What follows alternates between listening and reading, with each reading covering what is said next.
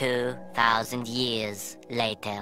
High friends, welcome back to my channel Mahagaj ব্লগে সবাইকে স্বাগত, সবাইকে গুড মর্নিং। তা আমি সকাল থেকে ব্লগটা স্টার্ট করে দিয়েছি। তা আজকে তো দুই জায়গায় নিমন্ত্রণ আছে। অনুর মামার বাড়িতে নিমন্ত্রণ করেছে, মানে আমার ভাইয়ের বউয়ের মামার বাড়ির থেকে, আবার বউ ভাতের নিমন্ত্রণ রাত্রে আছে। আর অনুর মামা বাড়িতে দুপুরবেলা নিমন্ত্রণ করেছে, সেখানে যাব আগে।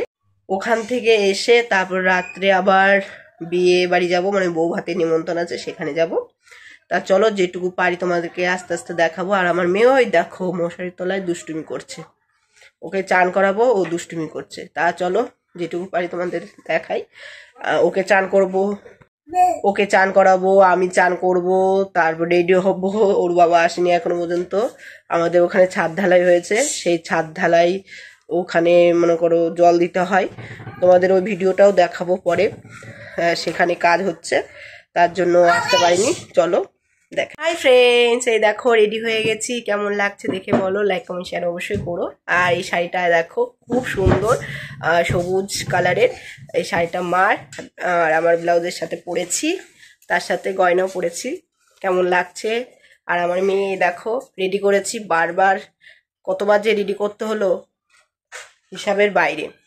বারবার রেডি করে দিচ্ছি আর ঘুরে বেড়াচ্ছে, মাটি ভরাচ্ছে, আবার চেঞ্জ করছি, আবার এই রকম দুষ্টুমি করছে। দেখো মাথায় ক্লিপ দিয়ে দিয়েছি, খুলে ফেলবে।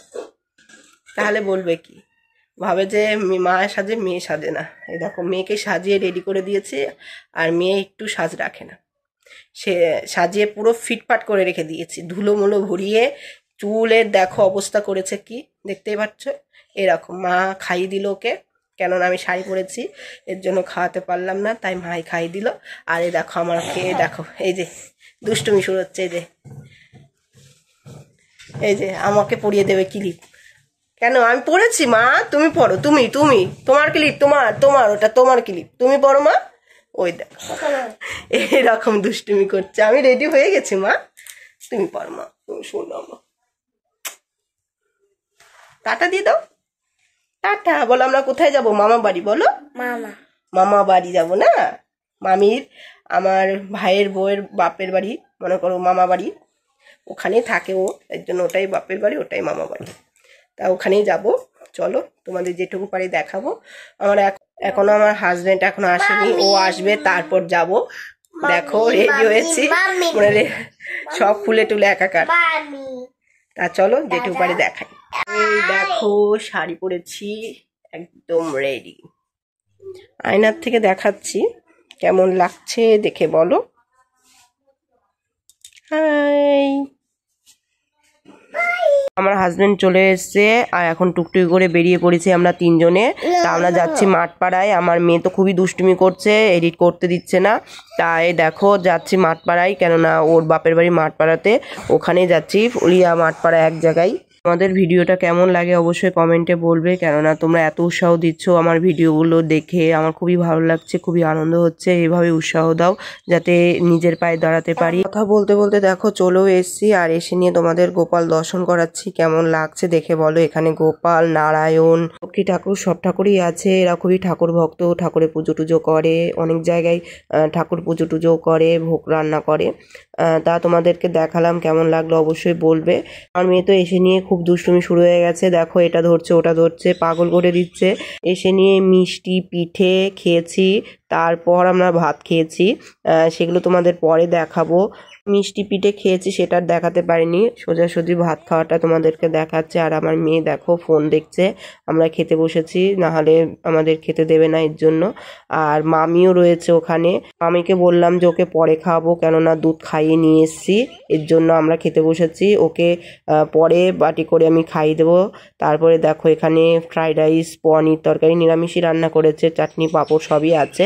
খাওয়া দাওয়া কমপ্লিট হয়ে গেছে, হাতটা ধুয়ে এসে আবার একটু বসলাম, তোমাদেরকে যেটুকু পারি একটু দেখাই তোমাদেরকে। আর এখানে দেখো ছোট মামিও চলে এসছে, মামির ছেলেও আছে, দুজনেরই একটা একটা করে ছেলে, মানে বড় মামিরও একটা ছেলে, ছোট মামিরও একটাই ছেলে। তা এখানে বসে রয়েছি, আবার ছোট মামির ঘরে গেলাম, এখানে অনেকক্ষণ বসেছিলাম। তারপরে আমি চলে এসেছি, চলে এসে দেখো আমাকে চুল বেঁধে দেবে, এই জায়গারই ও পার্লারের কাজ শিখেছে, এর জন্য ও ওর কাছ থেকে আমি এখন চুলটা বাঁধছি, কেননা বৌভাত যাব রাত্রে, এর জন্য বিকেলও হয়ে গেছে। এর জন্য ভাবলাম যে এখান থেকেই চুলটা বেঁধে যায়, কেননা অনু এখানেই থাকবে। এখান থেকে চুল বেঁধে সেজে গুজে তারপর যাবে ভাইয়ের সাথে। ভাইও আসবে যখন, তখন ওকে নিয়ে তারপর যাবে। তাই আমি এখন একবারেই চুল টুল বেঁধে যাচ্ছি, যাতে আমার, কেননা অনু নেই, অনু তো ওখানেই থাকবে। এর জন্য অনু থাকলেও অনু আমাকে একটু চুলটা বেঁধে দিত।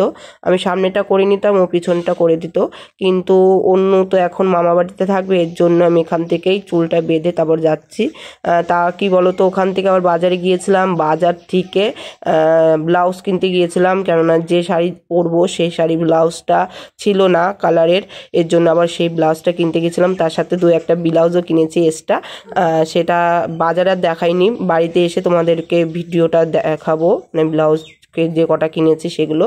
আর দেখো খুব সুন্দর করে চুলটা বেঁধেছে, কেমন লাগছে অবশ্যই বলবে। তা কেমন লাগছে দেখে বলো। আগে তো ভালোই মাথায় চুল ছিল, আর এখন তো দেখো মেয়ে হওয়ার পর থেকে আমার চুল তো অর্ধেকই নষ্ট হয়ে গেছে।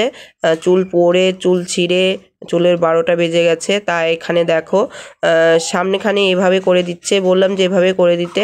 আমি যদি সরাসরি বাড়িতে চলে যেতাম তাহলে চুলটা এলোমেলো হতো না। আমি বাজারে গিয়েছিলাম, বাজারে গিয়ে ব্লাউজ কিনতে গিয়েছিলাম, এর জন্য চুলমুল আরও এলোমেলো হয়ে গেছিলো। তা দেখতেই পাচ্ছ অনেকক্ষণ ভরে আমাকে চুলটা রেডি করে দিয়েছে, কিন্তু 5 মিনিটের চুল পুরো এলোমেলো হয়ে গেছিলো, তারপর আবার ঠিক করতে হয়েছে।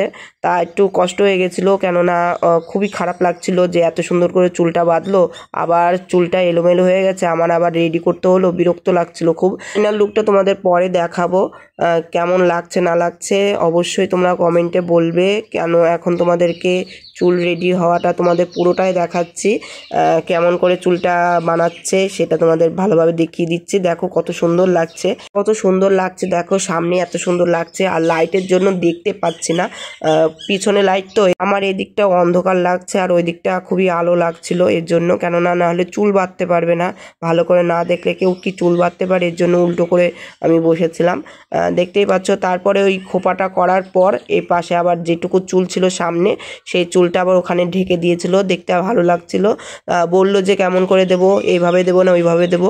তা বললাম যে যেটা ভালো লাগে সেটাই তুমি সেইভাবে দাও, ভালো লাগবে। তা ওর মতন করে এইভাবে দিয়েছি, দেখতে খুব সুন্দর লাগছিল। অবশ্যই বলবে কেমন লাগছে না লাগছে।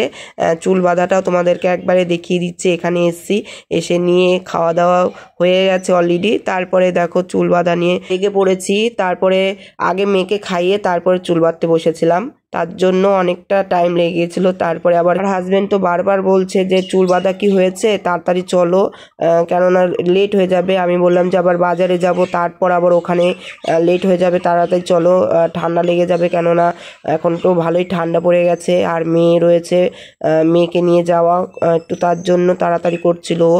তারপরে ও আবার তাড়াতাড়ি যেটুকু পেরেছে সেভাবে তাড়াতাড়ি করে দিয়েছে, আমি সেইভাবেই তাড়াতাড়ি করে আমি বেরিয়ে পড়েছি।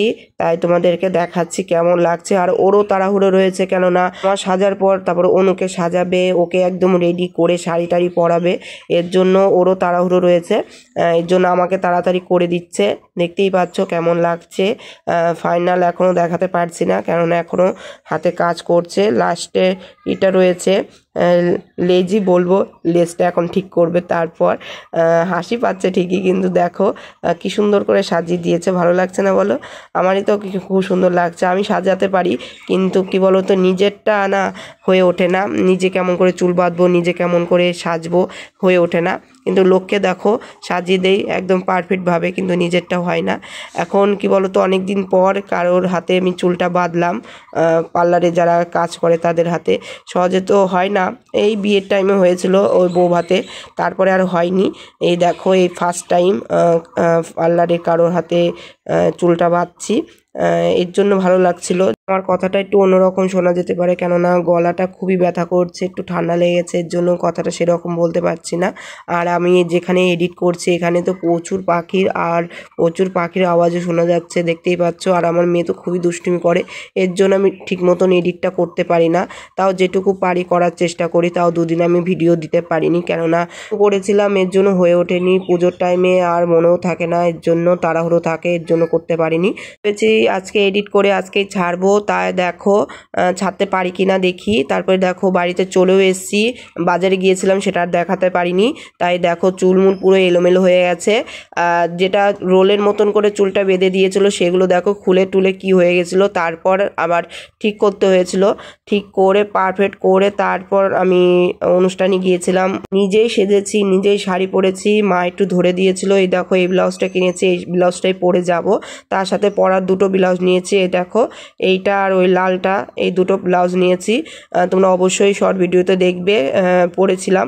আর দেখো এই 3টে ব্লাউজ আমি কিনে নিয়ে এসেছি, কেননা শাড়ির সাথে ম্যাচিং ব্লাউজ পাচ্ছিলাম না। এর জন্য আনকমনও পরতে ভালো লাগে না, সব সময় কিছুটা ম্যাচ না থাকলে ভালো লাগে না।